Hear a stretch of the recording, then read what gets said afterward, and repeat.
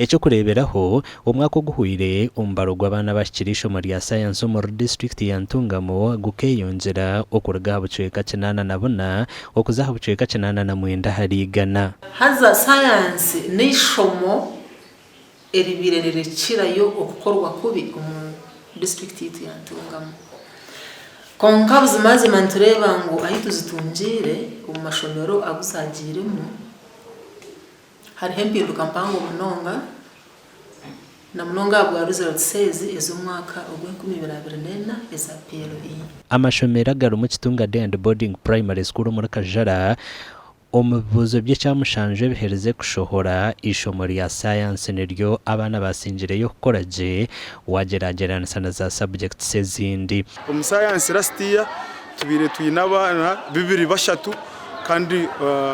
abana ananomwe bine D1s abanigana mwenda bine D2s and others with C3s buriya tutaka bwine kiteji abana bakaba batakubasa gukoraje nkati atwara kukireba ekishani umupepo ayijuka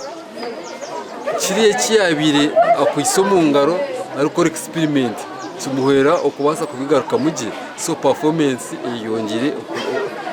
kutumbuka kumara kanungu amashomero agaru mu primary school Bushere primary school hamwe na Rushoroza primary school na yabane buzo bakabishira higuru kandi nabasima minister Janet Kataya Museveni ahabwenteka teka nunzi kandi no kusima mama Janet abotereza science kit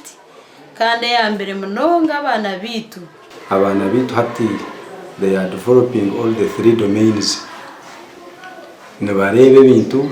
babikwataho kandi babikozesa ibintu byone byayo tubugana mu kushoma twaba tubikosa mu science kit atumwe tumusima ahabwa TV West and area Saratugusa.